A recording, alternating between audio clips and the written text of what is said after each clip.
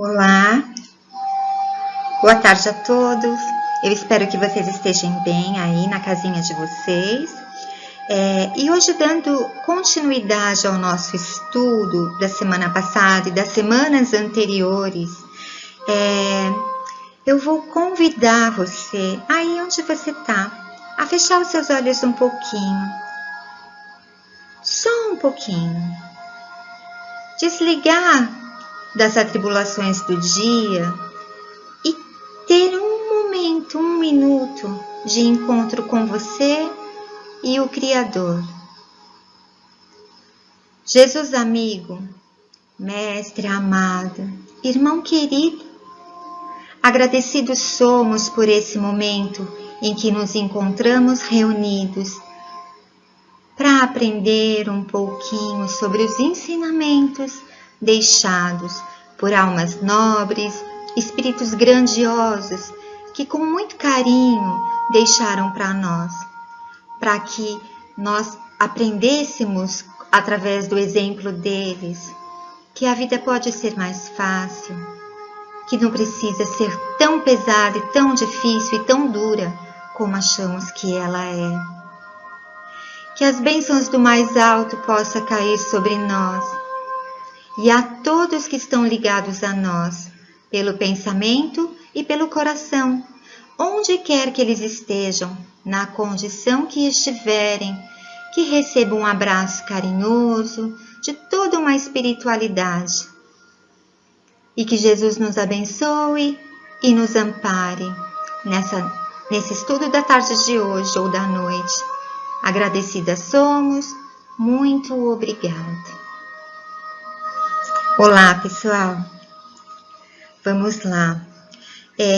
Nós vamos estudar hoje, a aula 20, tá? Alguém perguntou no grupo e não sei se foi respondido. Nós vamos falar sobre o contexto histórico do século XVIII e XIX na Europa. O porquê que precisamos estudar isso? Para poder entender em que período o Espiritismo chegou sobre o planeta, sobre que base, sobre que fundamentos, quem o trouxe, como estava a situação na época, ele foi bem aceito, não foi bem aceito. Lembrando que nós estávamos nos séculos anteriores, na era medieval, uma era bruta, uma era onde o que predominava era o clero e a política, porque eles eram um só e eles dominavam através do peso da espada.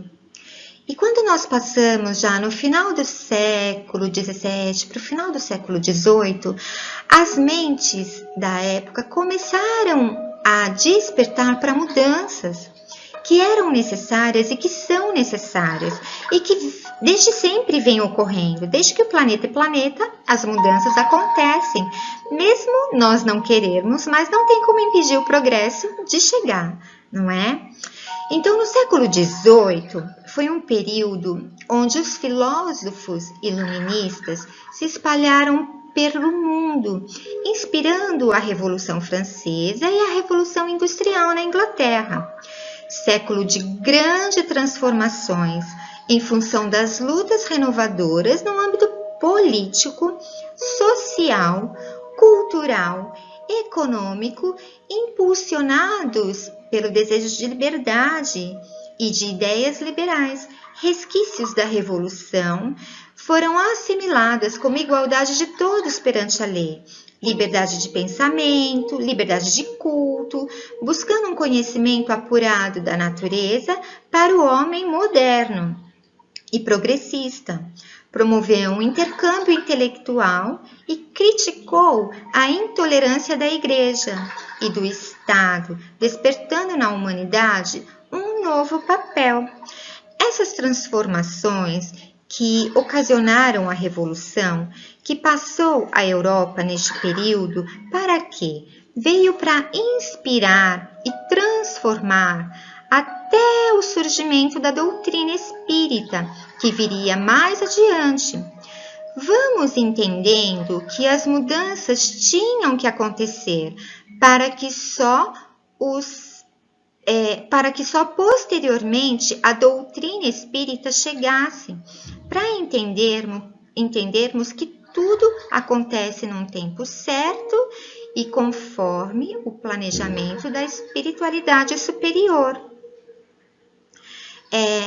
Não tem como parar o progresso. E neste período, o planeta, ele recebeu espíritos nobres, de moral, de grande moral, de intelectualidade muito apurada para a época, porque lembra, nós estávamos vindo da era medieval para essa época onde houve esse boom em todas essas categorias, em todos esses setores, político, social, cultural, nessa revolução toda. E esse período é muito importante para a história, e foi muito importante para a história, porque meio que quebrou os laços com o que predominava, que era o medo imperado pela religião, não é? Porque se formos ver nos séculos passados, qualquer revolucionário dessa época ia para a fogueira. Não é? Por muito menos se queimavam as pessoas. A Inquisição era muito predominante, muito forte. Então, a sociedade, as mentes da época tinham medo, elas eram movidas pelo medo.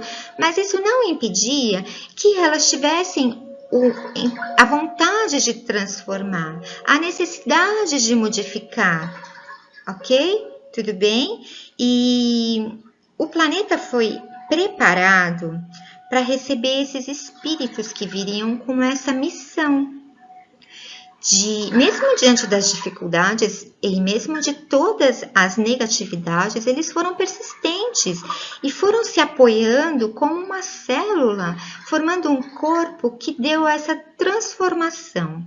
Muito importante, como eu disse, para a vinda do espiritismo posteriormente, porque quando ele chegasse, as mentes tinham que estar mais libertas, mais despreendidas, embora tivessem passado por guerras, por perdas, por medos, por grande opressão, eles tinham que estar mais apurados para essa sensibilidade maior que viria posteriormente.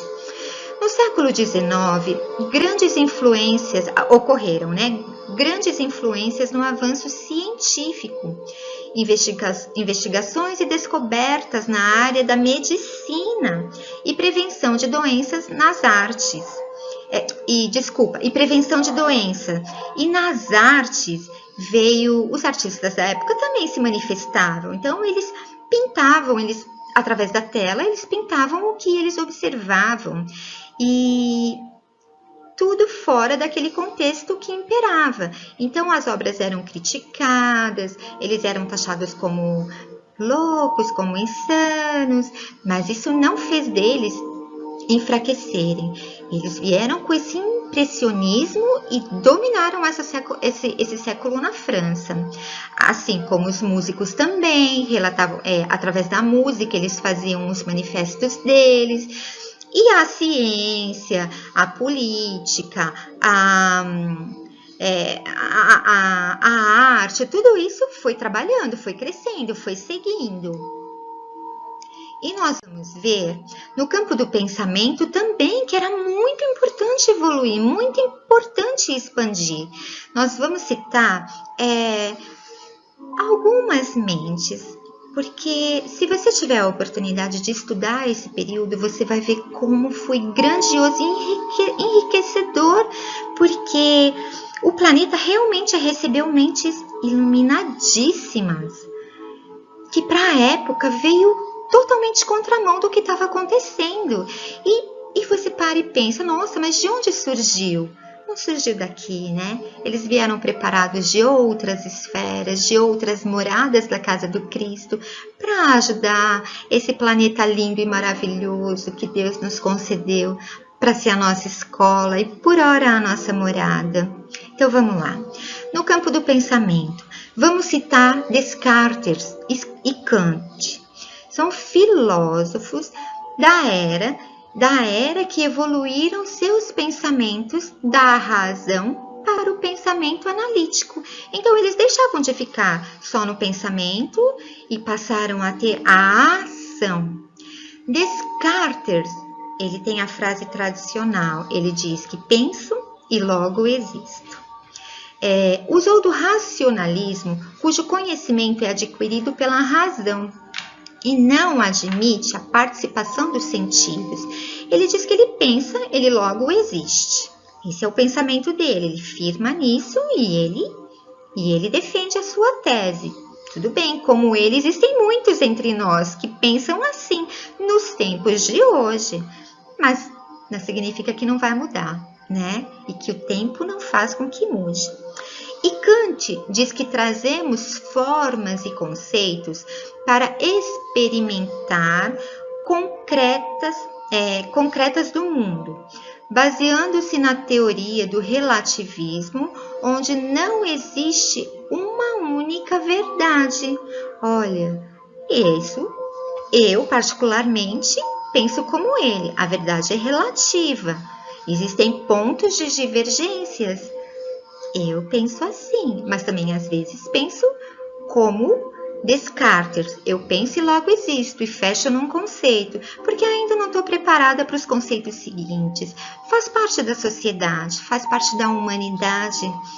E essa flexibilidade é bonita e que faz a gente crescer sem essa dureza necessária. E vamos adiante. A evolução da ciência. A ciência evoluiu muito, lembrando que nós estávamos vindo da era medieval. Olha, que interessante isso. Foi um período de grandes descobertas na área da matemática, da eletricidade, do magnetismo com Ampère, André de Marrier, descobertas na área da química com Lavoisier, estudos e descobertas sobre a causa e prevenções das doenças com Pasteur. Olha que grandioso! Quantas doenças foi estudada e veio evoluindo e hoje com remédio se consegue sanar. Com uma vacina se evita uma epidemia. E vamos estudar Mesmer.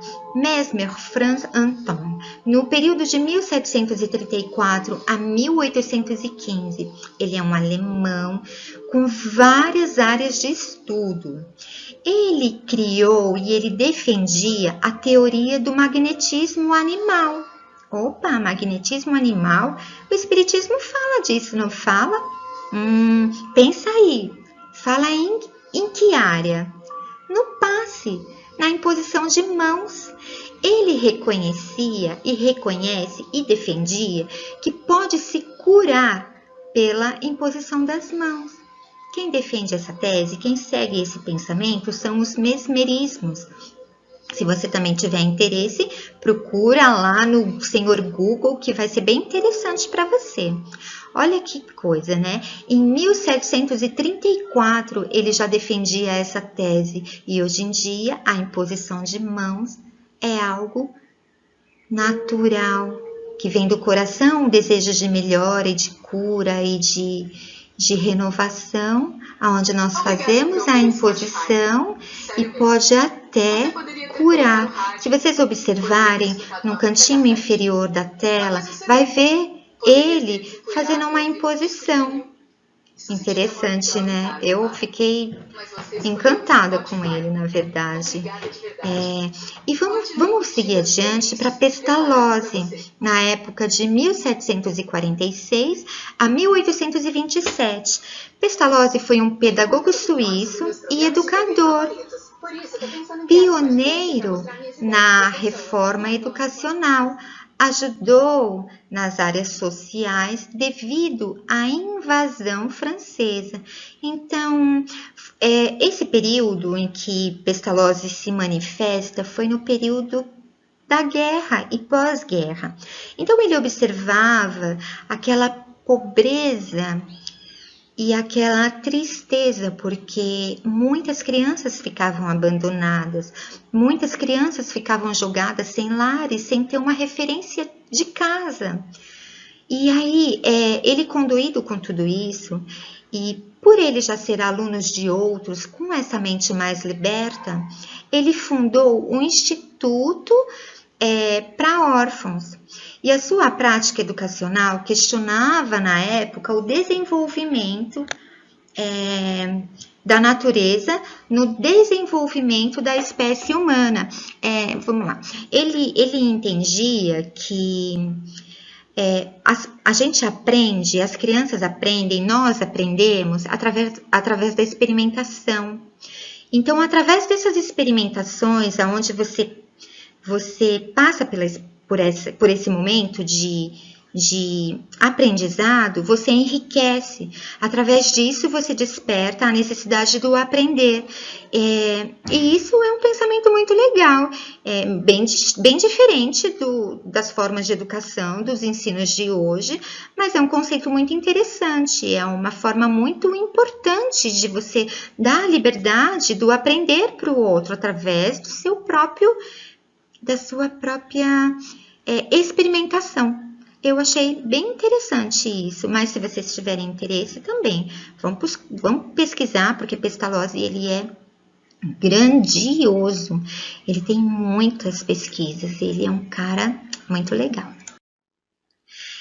As grandes transformações da época, né? Tudo isso, nós falamos que foi necessário essa transformação toda, esse despertar das mentes, essa evolução de todo um contexto que nós já citamos anteriormente, político, da história, da ciência, da arte, da cultura, social, tudo isso foi preciso vir depurando e se libertando de conceitos mais fechados, do catolicismo não, né? Mas da religião em si, que era muito opressora.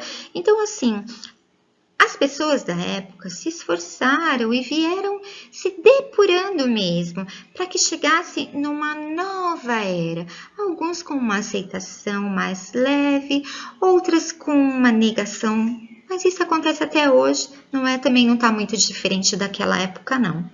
Então, nós chegamos às transformações com Hippolyte Léon Denisard Rivail, conhecido como Allan Kardec.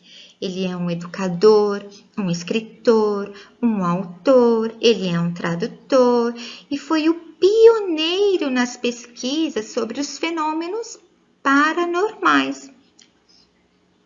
Mediunidade.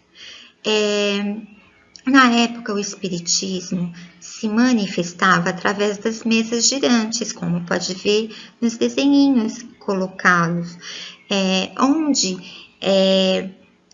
ele começou a observar que a mesa não tem pensamento. Então, o que movimentava essa mesa?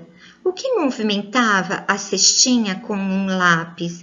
O que movimentava aquelas letrinhas onde era um código criado pelos espíritos? Ele observou que era puro charlatanismo para poder ludibriar as pessoas da época, ganhar dinheiro com isso, mas em outras situações de estudo e de ciências para ele, porque ele é um homem da ciência, ele foi observando e foi criando teses e foi estudando junto com espíritos da verdade, sempre intuído, sempre direcionado aos locais certos, às pessoas certas. Toda uma espiritualidade já estava atuando naquele período. E aí ali ele iniciou esse estudo com as mesas girantes, atribuindo ao magnetismo animal, olha ele aí de novo, que na época era estudado por Mesmer, lembra? Fazem um link. Porém, com sua curiosidade de Kardec, ele aprofundou-se nos fenômenos mediúnicos que presenciou na residência da família Fox. Ele foi convidado por amigos a ir lá na casa das irmãs Fox. E lá ele foi bem recebido e ele foi intuído, ele foi direcionado, ele se encontrou nesse novo projeto, nessa nova pesquisa. E após todo o tempo de estudo, todo o tempo de dedicação, que só ele sabe o que ele teve que abrir mão, o que ele teve que acolher, como a mente dele girou em torno de tudo isso, quem estava a favor, quem estava contra, as lutas pessoais. Ele enfrentou as suas lutas. E no final, ele diz o seguinte, que ele diz, compreendi antes de tudo a gravidade da pesquisa que ia empreender. Percebi naqueles fenômenos a chave do problema tão obscuro e controvertido do passado e do futuro da humanidade, a solução que eu procurava em toda a minha vida. Então é como se ele tivesse chegado em casa, num lar, as questões abordadas que fizeram com que ele escrevesse o Evangelho, o livro dos médiuns, o Evangelho, todas as obras dele, todos os pensamentos dele foi de encontro a todas essas informações. E como nós também sempre buscamos e vamos em busca de informações. E isso é bom do Espiritismo, porque ele te dá a capacidade de raciocinar sobre a informação. Ciência e pensamento, ação, transformação, isso faz do homem com que ele cresça na área moral e na área intelectual.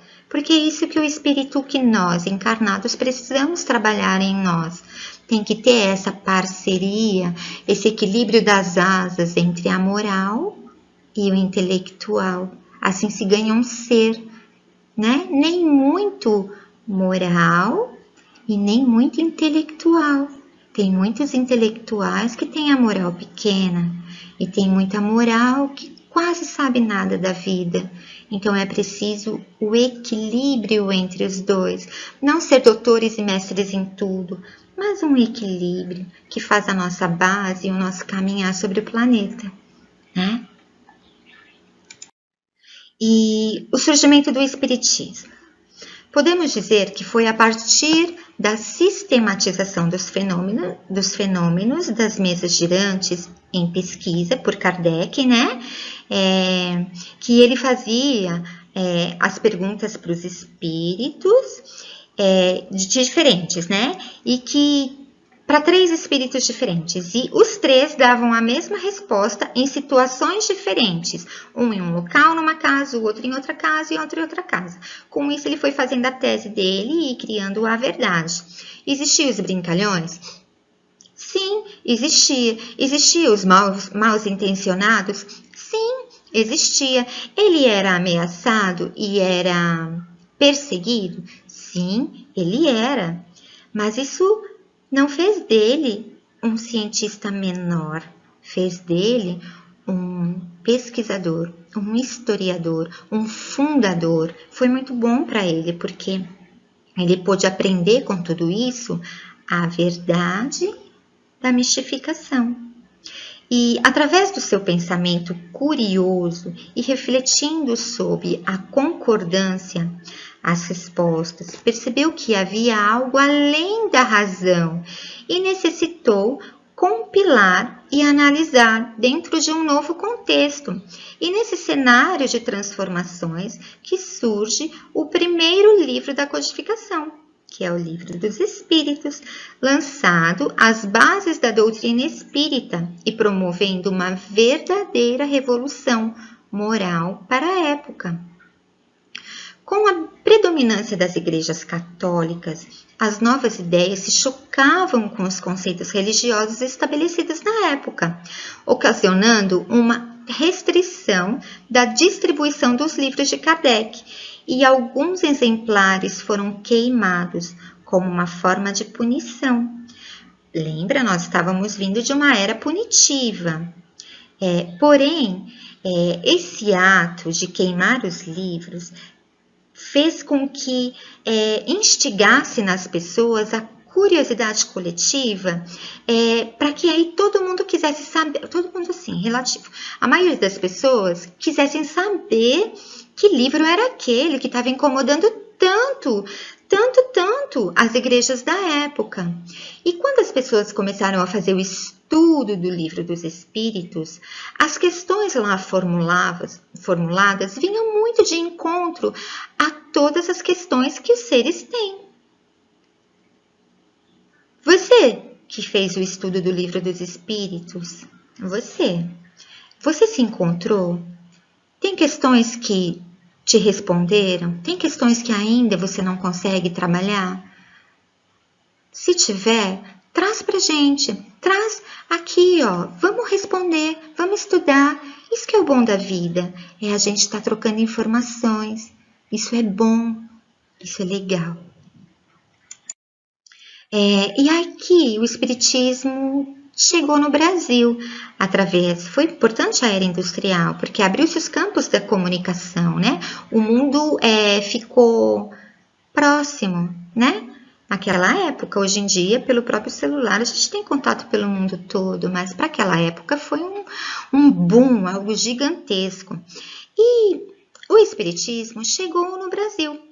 E aqui no Brasil, ele foi disseminado, e ele foi trabalhado, e ele foi acolhido, e ele foi modificado, ele foi recebido.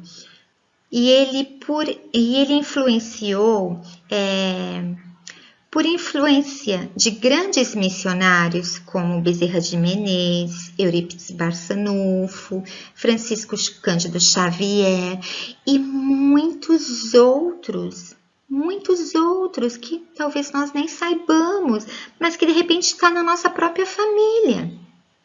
Porque antigamente, em períodos de início, as pessoas tinham muito preconceito, muito receio de falar que se identificavam com esse novo pensar, mas que ali quietinha no seu lar já fazia o estudo, sem grandes divulgações. E quando o Espiritismo chegou aqui no Brasil, ele privilegiou-se do aspecto religioso, ele foi acolhido como uma religião, não como uma ciência. E naquilo que a religião tem de melhor, a busca de Deus pelo empenho de servir ao próximo, no cultivo da solidariedade, unindo fé com a razão, sempre sobre essa base, fé e razão, moral, fé e razão, intelectual, moral, fé e razão.